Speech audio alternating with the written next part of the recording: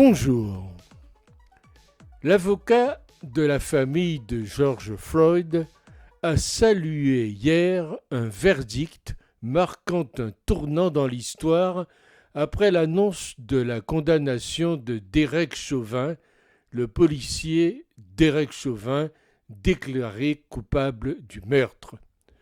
Enfin, justice a été rendue, mais il aura fallu des actes d'une barbarie extrême, une vidéo accablante, des manifs, des émeutes et surtout un retentissement mondial.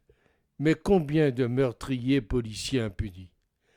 L'agonie de George Floyd, filmée en direct par des passants, a choqué le monde et suscité des manifestations d'une ampleur historique contre le racisme et les violences policières.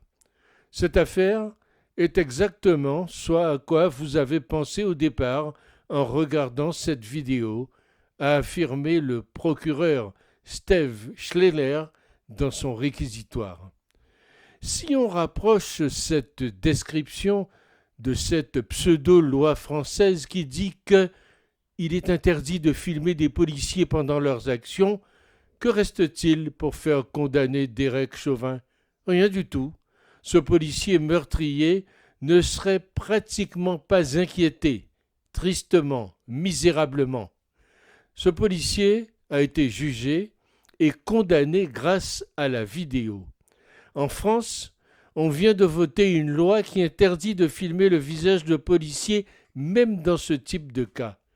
La loi qui vient de passer, qui interdit de filmer ce genre de scène, engendrera une forme d'impunité policière qui met en danger le même citoyen. Lourde responsabilité morale pour celles et ceux qui ont voté cette loi. Nous qui sommes si prompts à pointer du doigt les aberrations américaines, sommes actuellement complètement à rebours, en retard, à contresens. Combien de policiers condamnés pour des faits graves lors de procès emblématiques chez nous? C'est une vraie question. Un président qui partage son soulagement à l'issue du verdict avec la famille de la victime noire.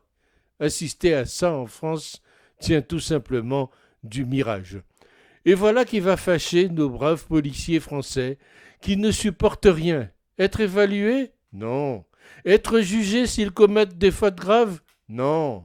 Si les victimes sont jugées, la justice est trop clémente. 18 ans de prison pour ces braves gens policiers, ce n'est rien.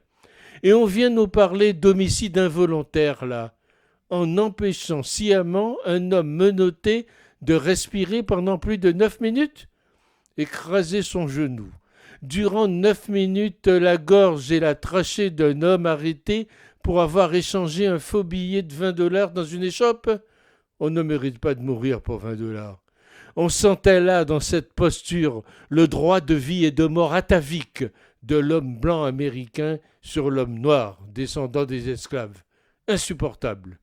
Il aura le temps, durant ces nombreuses années d'emprisonnement, de méditer sur ces longues 9 minutes qui l'auront conduit en geôle.